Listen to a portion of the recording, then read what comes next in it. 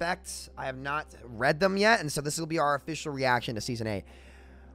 New hero Mwaga. Alright, automatic weapon. Did they buff him? Let's see. Let's see. Doomfist. Here we go. Meteor Strike now regenerates 75 health per second while in the air, and ultimate cost increased by 16%. Oh, that's a nerf. That's a nerf. That's a nerf. Dude. Okay, so the issue with Meteor Strike is that it can't kill anything, right? Letting Doomfist heal, it's all about uptime, right? So I guess he could have more uptime, but I'd almost rather have that ult faster so that I can do more deep engages more consistently than just be able to heal. Like, heal doesn't change the actual win con at all, right? It just lets you stay alive more, but having that ult earlier actually allows you to engage and make plays sooner. So I actually think this is a net nerf. I don't think that whoever is changing Doomfist plays Doomfist. I don't think. I think whoever made this change played Doomfist for a little bit and was like, you know what? I hate having to land on health packs. That's a shitty mechanic. Let's make Doomfist heal while in ultimate, which I don't think. Chat, I have never once seen a single Doomfist player ever ask for this. Ever. Not a single time. And a 16% ult cost rate is a big deal. That's going to feel like shit. And again, here's why I think this is just a bad change, right? That's just passive value. And this punishes the aggressive player playing properly and rewards the player who isn't. And that's just, I don't think that's good game design, especially for a hero like Doomfist, who you progressively raise the skill floor up more and more. Like, I as a Doom player, I don't like that. Although I haven't really been playing Doom. So, yeah, it's really, really insane to me that, honestly, the way they've been changing Doom over the past year has been pretty silly. And, like, almost every time they've changed Doom, it's been really silly. So, yeah, this is a, I think this is a net nerf. I don't even think it raises the quality of life. And the issue with Meteor Strike is not that you can't heal during it. It's that it just doesn't, it's just not a threat. It's just not a threat. Especially with them continuously nerfing the stun time on punch. Meteor Strike is just not a threat. So the idea that even with this change, you'd have to do this. I don't think, nobody's going to like this. Nobody's going to like this. Nobody's going to like this. This is a dumb change, and this should get reverted in 1 week. But, oh well. Junker Queen. Her spread got reduced by 8%. Tightening the spread on Junker Queen Scattergun will make it more effective at range against smaller targets. Sure, I'm okay with Queen buffs. Why not, right? I like Queen. I think she's fun. Mwaga, here we go. Base health reduced from 50 to 350. Base armor recruit. Oh, wow, chat. It's almost like in 5v5 for tanks to be valuable. You have to buff the absolute bazongas out of them. When there's only one tank to compete for the spot, and they have they're easy to counter with, like, oh, I don't know, an Ononade. So in order to make these players not be countered by an Ononade, you have to make them almost unkillable. This is not a better game. This is about this right here, chat, is not about making a better game. This is about making money. This is about making money. Make no mistake. There's no game integrity here. There's no game integrity here. And don't let them fool you with their dev blogs. Like, this is crazy, right? Hitbox volume reduced by 15%. Now, he needed buffs, but this is insane. Incendiary and volatile chain guns. Spread for firing both guns reduced by 15%. Jesus. Fire rate multiplier for firing both guns reduced from 25% to 0%. Okay. Damage per shot increased. That's actually a big deal. From 4.5 to 5. Damage fall-off range increased from 25 to 30. Wow. Ammo increased to 350. Wow. Movement speed penalty reduced from 20 to 50% per gun. Okay, that's a big deal. Overrun. Can no longer be interrupted by hack. Sombra is absolutely useless versus this character. Holy shit. Holy shit, Sombra is absolutely useless. Damage reduction increased from 30 to 50. Jesus! Oh my god. They were like, we are selling this battle pass. We were like, dude. Oh my god. Lifesteal increased from 60 to 70%. Oh my god, Berserker overall conversion rate. Jesus!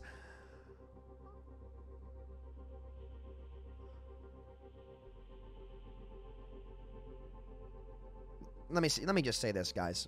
Let me just say this right now, okay? Look, I'm okay with shit being crazy. This is too much. This is too much. This is too much. And I just want everybody at home to remember this, okay? They claimed that Heroes being behind the battle pass was fair and maintained game integrity, right? Because it'd be easily accessible and there's be a variety of options in the game.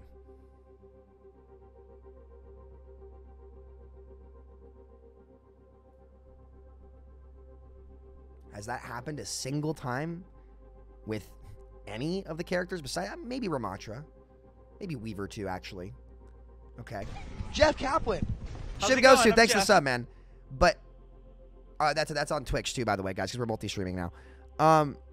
Don't fall for it. That's all I have to say. Look, I'm okay with Malaga potentially being good on his release here, right?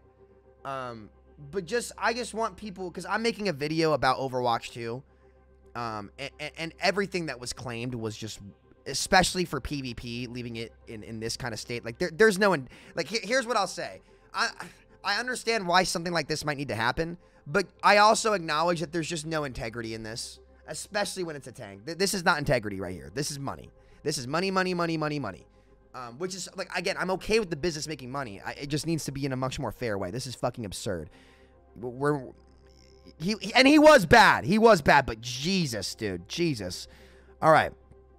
Ramattra base health increased, reduced from 300 to 200. Base arm. Dude, they're giving all these tanks armor, man. Like, they're already almost unkillable, dude. Now, I will say, this is a big Echo buff, I think. I think this is a big buff for Echo because copy is actually worthwhile. Projectile size increase, damage increase. Dude, poke ram might actually not be terrible. Okay. Sigma, they nerfed Sigma. Thank God Sigma got nerfed. This hero's awful whenever he's good. So yeah, they nerfed Sigma finally. Winston Tesla cannon now ignores armor damage reduction. Okay. Power creep time, baby. Only one tank can get picked. Time to power creep the game. And so it begins, guys. I love how Doomfist just progressively gets nerfed. Like, it's insane. All right. Yeah, these Moaga changes are nuts, though. May, maximum ammo reduced from 150 to 120. This is all right. Like, you can just kind of free... Like, I think May probably did need some minor nerfs, right? And I think this is a good way to go about it. You're not nerfing her strength. You're nerfing her uptime. And I don't think you want to mess with her strength. I think this is okay, especially since you regenerate ammo while in cryo form. I think this is fine. I don't think it's going to matter too much, but there definitely will be some situations where it does. Biofield nerf, which is crazy. This is a longer cooldown than Suzu. I can't believe this, but it is. Oh, God. We haven't even gotten to the supports yet. Let's keep taking a look here. Sombra EMP. This is a crazy buff. Ability lockout duration increased from 1.5 to 3 seconds, and damage reduced to 30 to 25% of current health. Yeah, this is a big buff, I think. I think this is a big buff. I think this is a big buff, in my opinion. 3 seconds is crazy, man. Why are we buffing Torb? Torbjorn, overhealth increased from 75 to 100 in Overload. The health defense decrease on Overload severely impact Torb's overall effectiveness, so we're reverting that change. This is a change in anticipation of dive meta. They're buffing Tracer and Sombra, so they're buffing Torb to hopefully keep options against dive. And it's just, again, it's more doubling down on the power creep model, right? Like, I think Blizzard's big issue is that they've never been willing to, like, properly nerf things. So we're just, like, again, guys, Overwatch 2 is just pay to win Overwatch 1 with less options and less fun gameplay, in my opinion. Less diverse gameplay. Yeah, the power creep's back. There's a reason why you're not seeing any real nerfs on here. That's all they've ever known how to do is buff, buff, buff, buff, buff.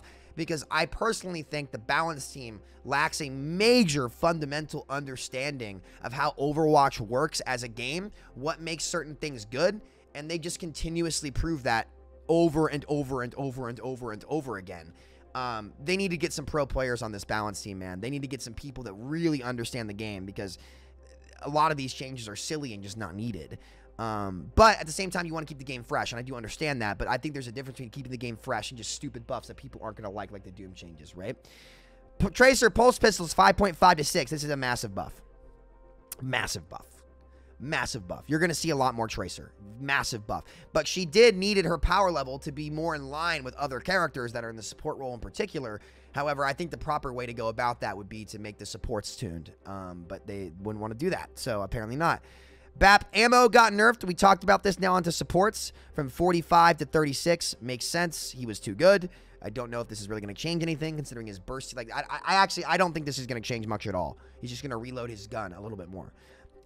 Brig Wick shot got reverted. Never should have been buffed to begin with. She was the best performing support in the entire game. Oh, wow. I wonder why. Maybe she's an insane character, and that everybody's saying that she's bad are gaslighting you, just as this hero has been good from the Brigitte has never been bad, not once. There have been times where other things have been slightly better, but Brigitte has never once been a bad character. Not once. There have been times where other things have been better, but she's never been a bad hero. So that's something to take home and write home about. Kiriko. Healing of Fuda's projectile speed increased from 14 to 18 meters per second. Oh, Jesus. Suzu, this better be a nerf. Invulnerability duration reduced from 0.85 to 0.65 seconds. Healing explosion increased from 40. Dude. I can't read these, man. I can't read these. This is ridiculous. This is absolutely ridiculous. It's just like guys, I'm sorry, but the fact that more creators aren't calling out the Blizzard balance team just goes to show you how paid off everybody is. I'll say it. That's ridiculous, man. If everybody and their mother is not calling out how ridiculous this change is, just take a mental note about who's willing to speak the truth and who isn't. This is absurd, man. This is absurd. So I actually think the meta might be on a Kiri instead of on a Brig with Dive. But, I mean, in what world do you look at Kiriko right now and say, this is a net... But by the way, this is a net buff. This doesn't matter. This doesn't matter. This doesn't change any breakpoints at all. The ability's used the same way, it has the same effect, and now it's better. The fact that they are buffing Suzu, this game is toast. Toast. It will never have the PvP competitive integrity it once did. Ever. It's not going to happen. Right? This ability is not a cleanse. It's another MO that makes the game incredibly unfun for everybody else who's playing against it, because supports need more. I don't... They probably look at her win rate, and it's like the win rate's negative. And it's, you know, it's just... It's insane. It's insane. Actually, you know what? Jerry's right. I stand corrected, chat. There's one big reason they just buffed Kiriko. Any guesses as to what it is? A hero that does not need buffs. And I'm going to come back to this theme again. A hero that does not need buffs. Why do you all think they would buff Kiriko? And the answer's obvious. Skin? No. It's not the skin. It's not the skin. She's a dive hero? No. Power creep? No. Mwaga. In order for Mwaga to be viable in 5v5, they need for Kiri to be better than Ana, because Ana will throw a nade at him and he won't be able to play the game. Kiriko is the best support for Mwaga to get played because he's very good in Kitsune, and the cleanse is essential. They also buffed the burst healing of it to heal the Mwaga more because they want to sell battle passes. They want the new character to be good. This is not what we were sold when talking about the free-to-play model for Overwatch 2. This is not what we were sold. Buffing things that do not need to be buffed to make the new hero viable. No one looked at Kiri and said she needed to get buffed. Everybody is saying support should get nerfed because they should, because they're OP. And I just want everyone to take this home, right? Is the game unplayable and ruined?